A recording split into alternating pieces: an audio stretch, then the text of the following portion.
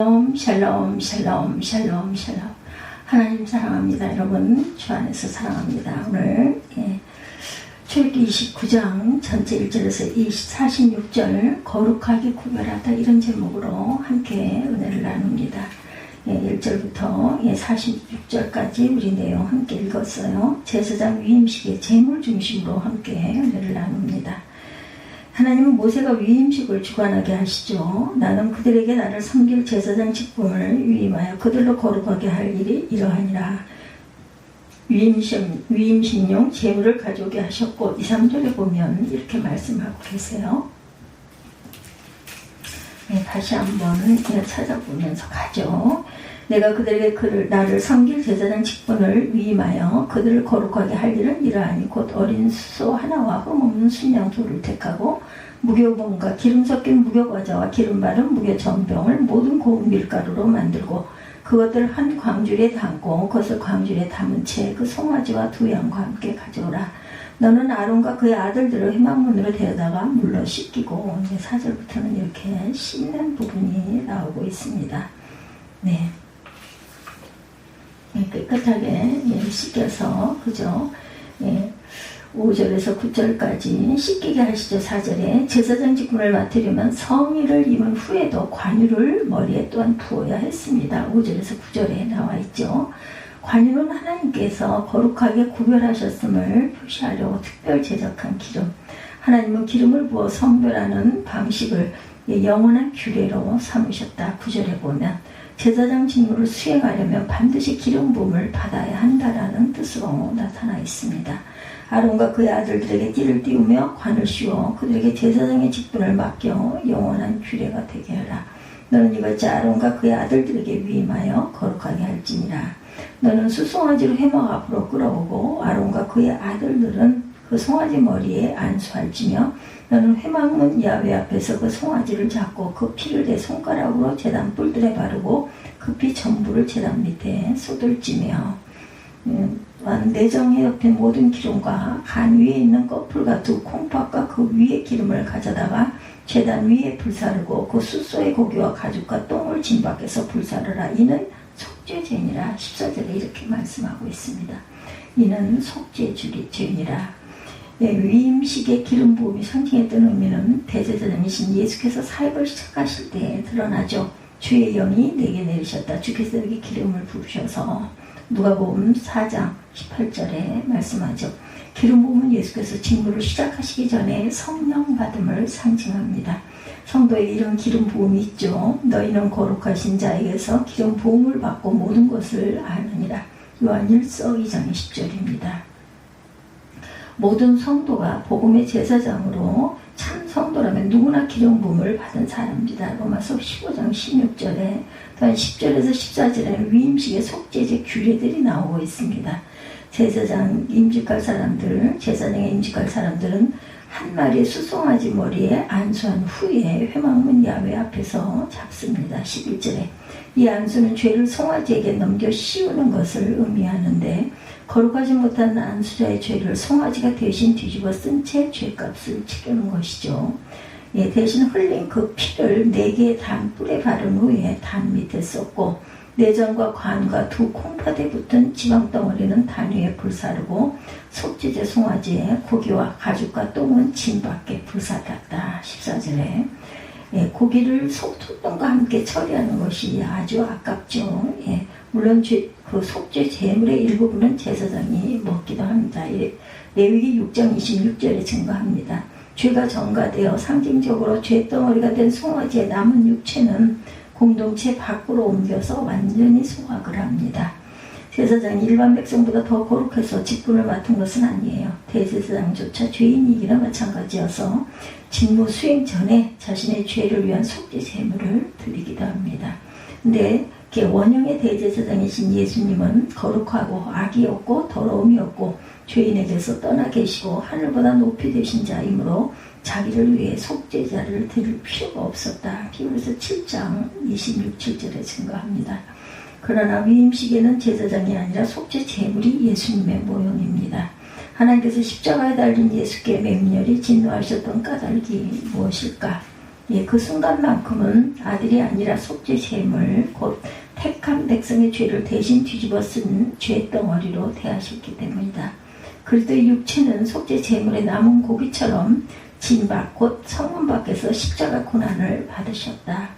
15절에서 18절 위임식의 번제 규례가 나와 있죠. 15절에서 18절 너는 순양 한 마리를 끌어오고 아론과 그의 아들들은 그 순양의 머리 위에 안수할지며 너는 그 순양을 잡고 그 피를 가져다가 제단 주위에 뿌리고 그 순양의 각을 뜨고 장부와 다리는 씻어 각을 뜬 채 고기와 그의 머리와 함께 두고 그 순양 전부를 제단 위에 불사르라. 이는 야훼께 드리는 번제요 향기로운 냄새니 야훼께 드리는 화제니라. 화제에 대해서 말씀하고 있습니다. 한 마리의 순양 머리 위에 안수한 후에 잡아서 그 피는 단 주위에 뿌리고 단 위에 주위에 뿌리고 육체는 각을 뜬다. 번제는 제물 전부를 단 위에 불사르고 특징 때문에 온전한 헌신을 의미합니다. 번제를 제사 방법에 따라 분류하면 불사르는 방식으로 드리기 때문에 화제다. 제단 사방에 뿌려진 피와 피비린내와 고기 노린내가 진동하는 상황은 깔끔한 현대인의 눈살을 찌푸리게 하기도 하죠.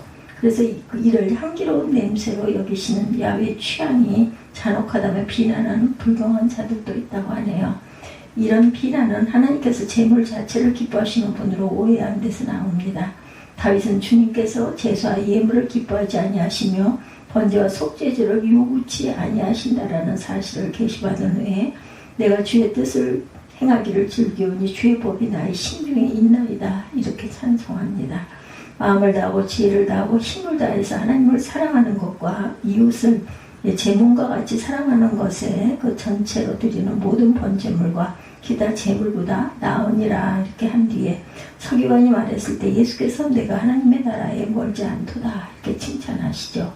하나님은 제물 자체가 아니라 말씀을 마음에 새기고 그분 뜻대로 행하는 것을 기뻐하십니다. 말씀대로 순종해서 드린 제물이라서 향기롭게 여기시는 것이지요. 번제를 명하셨던 주께서 신약 성도에게는 너희 몸을 하나님이 기뻐하시는 거룩한 산제사로 드리라. 이는 너희의 드릴 영적 예배니라. 로마서 12장 1절입니다. 성도는 삶 전체를 하나님께 온전히 불태워드리는 향기로운 제물이어야 한다. 19절에서 28절 위임식의 화목제 규례입니다. 임직자들은 다른 순양 한 마리의 머리 위에 안수하고 그 피를 각 사람의 오른 귓불과 오른쪽 엄지와 오른발 엄지에 바른 후에 남은 피를 단 주위에 뿌린다. 20절에 이렇게 말씀하고 있어요. 너는 다른 순양을 택하고 아론과 그 아들들은 그 순양의 머리 위에 안수할지며 너는 순양을 잡고 그것에 피를 가져다가 아론의 오른쪽 귓불이와 그의 아들들의 오른쪽 귓불이에 바르고 오른손 엄지와 오른발 엄지에 바르고 그 피를 제단 주위에 뿌리고 제단 위에 피와 관유를 가져다가 아론과 그의 옷과 그의 아들들과 그의 아들들의 옷에 뿌리라. 그와 그의 옷과 그의 아들들과 그의 아들들의 옷이 거룩하리라. 거룩한 예식이죠. 또는 순양의 기름과 기름진 꼬리와 그것은 내장에 덮인 기름과 간 위에 꺼풀과 두 콩밥과 그것들 위에 기름과 오른쪽 넓적 다리를 가지라. 이는 위임식의 순양이라. 또 야훼 앞에 있는 무교병 광주리에서 떡 한 개와 기름 바른 과자 한 개와 전병 한 개를 가져다가 그 전부를 아론의 손과 그의 아들들의 손에 주고 그것을 흔들어 야훼 앞에 요제를 삼을지며 너는 그것을 그들의 손에서 가져다가 제단 위에서 번제물에 대하여 더하여 불사르라.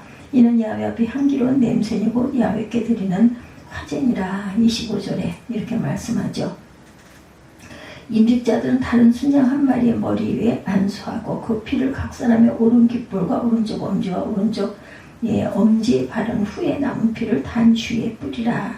특이한 점은 제단 위의 피와 관유를 임직자들의 옷에 뿌리면 옷이 거룩하리라고 말씀하신 21절이죠. 야훼 앞에 있는 무교병 광주리에서 떡 한 개와 기름 바른 과자 한 개와 전병 한 개를 가져다가 전부를 아론의 손과 그의 아들들의 손에 주고 그것을 흔들어 야훼 앞에 요제로 삼을지라. 너는 것을 그들의 손에서 가져다가 제단 위에서 번제물을 더하여 불사르라. 이는 야훼의 향기로운 냄새이고 야훼께 드리는 화제니라. 화제에 대해서도 이렇게 말씀합니다. 제물의 피는 속죄를 위해서 필요했고 피 흘림 없이는 죄사함도 없다. 히브리서 9장 22절이죠. 근데 여기서 희생제물을 피는 속죄 외에도 성별하는 기능이 있음을 계시합니다. 예, 죄와 무관한 그 옷도 성별하기 위해서 피뿌림이 필요했어요. 하필 오른깃불과 오른발의 엄지에만 뿌리는지는 알 수 없지만 몸매 그름으로는 그건 역시 성별을 상징하는 그러한 것이 분명합니다. 옷까지도 성별한 후에 순양의 기름과 기름진 꼬리와 그 내장에 덮인 기름과 가미의 껍질과 두 콩팥과 것을 외에 기름과 우편 넓적다리를 야외 앞에 있는 무교원 강줄에서 떡 한 덩이와 기름 바른 과자 하나와 전병 하나와 함께 야외 앞에 요제로 삼습니다. 요제는 제물을 높이 들어 앞뒤로 흔들었다가 내리는 제사 방식. 하나님께 드린 것을 다시 그분께 받는다라는 의미입니다. 모세는 요제물을 번제물을 더하여 불살라야 하는데 번제물의 위에 함께 야외 앞에 향기로운 냄새가 되게 하기 위해서다. 요제물 중에 순양의 가슴과 넓적다리는 모세와 아론과 아론 아들들의 몫으로 따로 구별해 놓습니다. 이렇게 함으로 화목제의 희생 중에서 취한 거제물은 영원히 대제사장과 제사장의 몫이 되도록 규례를 정했어요. 야외 앞에 성별된 아론의 성인은 대제사장의 직무를 끝낼 때 아들에게 물려줘서 위임식 7일 동안 그것을 입고 기름 부음을 위임받게 하죠. 레위기의 제사장은 전임 대제사장의 옷을 물려 입고 위임받아야 할 직무를 수행할 수 있었습니다. 한정된 기간 직무를 수행 후에는 계승자에게 옷을 벗어 주어야 했다고 그러죠. 하나님은 그들과 달리 계승하지 않는 제사장에 있을 것을 다윗에게 계시합니다. 시편 110편 4절에 멜기세덱의 계열을 따른 영원한 제사장에 관한 예언이죠. 이 예언은 예수 그리스도를 통해 성취가 되죠. 히브리서 5장 6절입니다. 아론의 대제사장 옷이 낡아져 없어졌듯이 레위 계열의 대제사장도 영원한 제사장이 임직하시면 사라져야 한다. 영원한 대제사장이심으로 예수를 계승할 다른 계승자는 필요치 않다라고 말씀합니다. 일반 화목제는 하나님께 드린 후에 그 제물의 일부를 돌려받아서 제물 드린 사람과 그의 가족과 종들과 제사장과 레위인들까지 함께 먹었어요. 죄사함을 통해 하나님과 화목하게 된 것을 기뻐하는 잔치의 성격을 띠고 있습니다. 그러나 위임식에 사용된 화목제 고기나 떡은 특별한 용도로 구별된 성물이다. 제사장을 위임하며 그들을 거룩하게 하는 데 쓰는 것이므로 제사장 외에는 먹을 수가 없고 다 못 먹어서 아침까지 남았어도 불살라 버려라. 31절에서 34절에 말씀하고 있습니다. 너는 위임식 순양을 가져다 거룩한 곳에서 위를 삼고 아론과 그의 아들들은 회막문에서 그 순양의 고기와 광주에 있는 떡을 먹을지라. 그들은 속죄물 곧 그들을 위임하여 그것을 거룩하게 하는데 쓰는 것을 먹되 타인은 먹지 못할지니 그것이 거룩하기 때문이다. 위임식 고기나 떡이 아침까지 남아있으면 그것을 불사람 살을 찌니 이는 거룩한 즉 먹지 못할지라 말씀합니다. 하나님께 선별된 것에 대해서는 일반적인 용도로 사용할 수 없도록 금하셨다는 것을 알 수가 있죠. 35절에서 43절은 위임식에 늘 드릴 번제, 상번제 규례를 말씀하고 있어요. 위임식 7일 동안 매일 수송아지 하나로 속죄제를 드리죠. 35, 6절. 성전 제단도 그 자체는 거룩하지 않아요. 말씀에 따라 7일 동안 단을 위하여 속죄하여 거룩하게 할 때 하나님께서 거룩한 단으로 간주하시고 단에 접촉하는 것도 거룩하게 되는 것으로 간주해 주셨다. 37절에 증거합니다. 상번제는 수송아지 외에도 매일 1년 된 어린 양을 아침 저녁으로 한 마리씩 고운 밀가루에 기름을 일정 비율로 섞은 소제와 포도주, 전제와 함께 드립니다. 38절에 41절에 나타나 있죠. 소제는 천열매나 곡물들, 전제는 술을 드리는 것인데 불에 태우는 방식으로 드린다. 예수님은 속죄 제물이시자 자기를 온전히 하나님께 드린 향기로운 번제 제물이실 뿐이다. 화목 제물이기도 하십니다. 그분의 육체의 죽음으로 죄인을 하나님과 거룩하게 하셨기 때문에 이뿐 아니라 예수님은 상번제이기시도 하시다. 신약 성도는 구약에서처럼 백성의 죄를 위하여 날마다 제사 드리는 것과 같이 할 필요가 없어요. 예수께서 단번에 자기를 드려 상번제의 기능을 모두 성취하셨기 때문이다. 히브리서 7장 27절에 증거하죠. 그래서 우리 성도는 이렇게 영원히 온전한 제물이 되신 예수님을 통해 성별이 되었어요. 성찬에서 그분의 육체를 상징하는 떡과 포도주를 취하면서 죄사함을 통한 하나님과 화목에 감사드릴 때 십자가 높이 들렸던 거제물을 성찬 때마다 기념하는 셈입니다. 하나님은 위임식의 제물로 이렇게 성별하게 하신 후에 내가 거기서 너희와 만나고 내게 말하리라. 내가 거기서 이스라엘 자손을 만나리라. 내 영광을 인하여 내 회막이 거룩하게 될지라. 42~3절에 약속을 덧붙이죠. 내가 회막과 단을 거룩하게 하고 아론과 그의 아들도 거룩하게 해서 제사장 직무를 수행하게 하며 택하신 백성 중에 거하면서 그들의 하나님이 되겠다 약속하세요. 45절에 구약에서도 거룩하게 하는 것은 짐승의 피 자체가 아니었죠. 45~6절 보죠. 내가 이스라엘 자손 중에 거하여 그들의 하나님이 되리니 그들은 내가 그들의 하나님 야훼로서 그들 중에 거하려고 그들을 애굽 땅에서 인도하여 낸 줄을 알리라. 나는 그들의 하나님 여호와니라 말씀합니다. 구약에서도 믿음의 순종을 통해 거룩한 하나님과 교제할 수 있었죠. 하나님께서 신약 성도에 있는 그리스도 예수 안에 있는 구속으로 말미암아 하나님의 은혜에 값없이 의롭다 하심을 주셨고 하나님의 방법을 그대로 믿고 순종하여 성별된 원리는 신구약이 이렇게 똑같다라는 것을 잊지 않는 저와 여러분들이 되시기를 주님의 이름으로 축복합니다. 출애굽기 29장 전체 1절에서 46절 거룩하게 구별하다 이런 제목으로 함께 은혜를 나눴습니다. 기도하시겠습니다. 아버지 감사합니다. 29장 말씀 전체를 통해서 거룩하게 성별하는 의식과 또한 음식 그리고 그 옷에 대해서 함께 은혜를 나눴습니다. 잊지 않는 믿음의 자녀들 오늘 하루도 주 안에서 승리하는 하나님의 모든 자녀들 되시기를 주님의 이름으로 축복합니다. 기도하시겠습니다.